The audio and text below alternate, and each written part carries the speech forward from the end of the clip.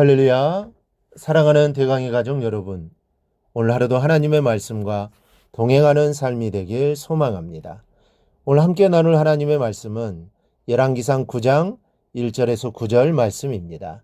솔로몬이 여호와의 성전과 왕궁 건축하기를 마치며 자기가 이루기를 원하던 모든 것을 마친 후에 여호와께서 전에 기브온에서 나타나심 같이 다시 솔로몬에게 나타나사 여호와께서 그에게 이르시되 내 기도와 내가 내 앞에서 간구한 바를 내가 들었은즉 나는 내가 건축한 이 성전을 거룩하게 구별하여 내 이름을 영원히 그곳에 두며 내 눈길과 내 마음이 항상 거기에 있으리니 내가 만일 내 아버지 다윗의 행함 같이 마음으로 온전히 하고 바르게 하여 내 앞에서 행하며 내가 내게 명령한 대로 온갖 일에 순종하여 내 법도와 율례를 지키면 내가 내 아버지 다윗에게 말하기를 이스라엘의 왕위에 오를 사람이 내게서 끊어지지 아니하리라 한 대로 내 이스라엘의 왕위를 영원히 견고하게 하려니와 만일 너희가 너희의 자손이 아주 돌아서서 나를 떠나지 아니하며 내가 너희 앞에 둔 나의 계명과 법도를 지키지 아니하고 가서 다른 신을 섬겨 그것을 경배하면 내가 이스라엘을 내가 그들에게 준 땅에서 끊어버릴 것이요 내 이름을 위하여 내가 거룩하게 구별한 이 성전이라도 내 앞에서 던져버리리니 이스라엘은 모든 민족 가운데에서 속담거리와 이야기거리가 될 것이며 이 성전이 높을지라도 지나가는 자마다 놀라며 비웃어 이르되 여호와께서 무슨 까닭으로 이 땅과 이 성전에 이같이 행하셨는고 하면 대답하기를 그들이 그들의 조상들을 애굽 땅에서 인도하여 내신 그들의 하나님 여호와를 버리고 다른 신을 따라가서 그를 경배하여 섬김으로 여호와께서 이 모든 재앙을 그들에게 내리심이라 하리라 하셨더라. 아멘. 본래 인간은 하나님의 형상으로 지음을 받았지만 아담의 범죄로 말미암아 그 형상은 산산이 부서지게 되었습니다. 이는 선명한 거울이 돌에 맞아 사정없이 깨어져 그 안에 비친 내 모습이 형편없이 일그러져 있는 그런 모습이라고 생각하시면 되겠습니다. 이런 상태에서 하나님과의 교제가 이루어진다는 것은 불가능합니다. 또한 인간이 제 아무리 노력한다고 할지라도 깨어진 하나님의 형상을 회복시킬 수는 없습니다. 이때 영원히 죽을 수밖에 없는 인간을 향해 하나님은 전폭적인 은총을 베풀어 주십니다. 그것은 한마디로 하나님이 죄인을 찾아오신 사건입니다. 성경의 역사를 보면 하나님은 끝없이 인간을 찾아오셨습니다. 아브라함에게 찾아오셨고 모세에게 찾아오셨으며 이스라엘 백성을 향해 끝없이 찾아오셨습니다. 선지자들을 통해서도 찾아오셨지만 백성들은 사정없이 죽였습니다. 그러나 하나님은 죄인을 향해 끝없이 방문하셨습니다. 이런 하나님의 사랑의 결정체가 예수 그리스도입니다. 하나님 대신 주님께서 하늘의 영광을 버리고 이 땅에 오셨으며 복음을 인해 십자가의 제물이 되시기까지 희생하셨습니다. 우리는 오늘 이 시간에 주님께서 저와 여러분을 향해 끝없이 찾아오시고 지금도 내 마음의 문을 두드리고 계심을 피부로 느끼실 수 있는 시간이 되기를 바랍니다. 본문으로 돌아가 보면 솔로몬이 여호와의 전과 자기의 왕궁을 건축하고 난 후에 하나님께서 친히 찾아오신 것을 알 수 있습니다. 2절에 여호와께서 전에 기브온에서 나타나심 같이 다시 솔로몬에게 나타나사 기브온에서처럼 솔로몬에게 다시 나타나셨다고 하셨습니다.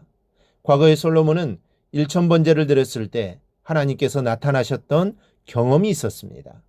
그리고 그때 지혜를 얻게 되었던 곳이 바로 이 기브온이었습니다. 그런 하나님께서 오늘 다시 솔로몬에게 나타나신 겁니다. 그럼 솔로몬에게 나타나셨던 하나님은 어떤 하나님이십니까? 먼저 기도와 간구를 응답해 주시는 하나님이십니다. 3절에 내가 내 앞에서 간구한 바를 내가 들었은즉 하나님은 인형이 아닙니다. 불상과 같이 말도 못하고 자리만 차지하고 앉아있는 그런 허울만 그런 듯한 분이 아닙니다. 하나님은 나의 기도와 간구를 들으시고 응답해 주시는 분이심을 믿으시기 바랍니다. 사람은 저마다 꿈이 있고 소원이 있을 겁니다. 그 꿈과 소원을 주님께 기도하십시오. 반드시 하나님께서 들으시고 응답해 주실 것입니다. 야고보 4장 2절에 너희가 얻지 못함은 구하지 아니하기 때문이라고 하셨습니다. 이 말씀을 기억하시면서 오늘 하루도 힘을 다해 마음으로 간구하는 여러분이 되시기를 바랍니다. 둘째는 함께 하시되 눈과 마음으로 함께 하시는 분이십니다. 인간관계에서 가장 슬프고 처량한 것이 무엇인지 아십니까? 마음 없는 동정입니다. 마음 없는 동정은 상대로 하여금 구걸인으로 만드는 것이요, 마음 없는 인심은 상대를 초라하게 만듭니다. 그러나 3절 하반절에 주님께서는 나의 눈과 나의 마음이 항상 함께 있으리라 말씀하셨습니다. 눈으로 함께 하신다는 것은 모든 사람의 행위를 살피신다는 것이고, 마음으로 함께 하신다는 것은 품어주시고 안아주시며 용서하신다는 말씀입니다. 이 하나님의 품에서 하늘의 무궁한 은혜와 복을 누리시는 여러분이 되시기를 바랍니다. 셋째, 하나님은 우리에게 복을 주시는 분입니다. 5절에 이스라엘의 왕위에 오를 사람이 내게서 끊어지지 아니하리라 한 대로 내 이스라엘의 왕위를 영원히 견고하게 하려니와.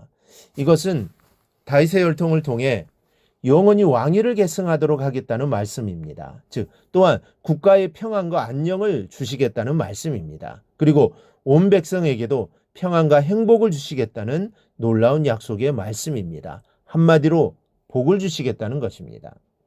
하나님은 우리를 찾으시는 주님이요, 그 주님은 성령을 통해 세상 끝날까지 항상 함께 계시는 분이십니다. 그리고 우리에게 복을 주실 뿐만 아니라 그분의 소원이 성도가 복을 받을 것이지만 그 복은 저절로 이루어지는 것이 아니라 쌍방 계약에 의해 이루어진다는 사실을 우리는 명심해야 합니다.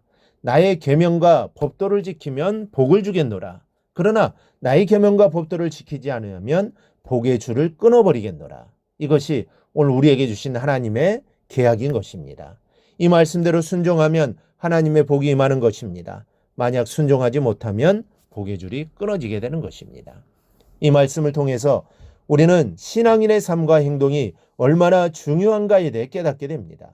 구원은 불가항력적인 은혜를 통해 사랑의 강권으로 이루어지는 것이지만 하나님의 복을 받는 것은 다릅니다. 그것은 쌍방계약, 즉 하나님의 말씀을 따라 사느냐, 주님을 어느 정도로 진실되게 믿느냐 하는 신앙의 열매를 통해 이루어지는 것입니다. 우리는 이 사실을 기억해야 합니다. 이 새벽 주님의 뜻을 온전히 이루며 사는 성도가 되기를 굳게 다짐하는 여러분이 되시기를 바랍니다. 그래야 하나님의 복이 우리 성도님들의 가정 위에 풍성하게 임하길 주님의 이름으로 축원합니다. 오늘 묵상한 말씀을 굳게 잡고 삶으로 실천하며 살아내는 대강의 모든 성도들이 되기를 축복합니다.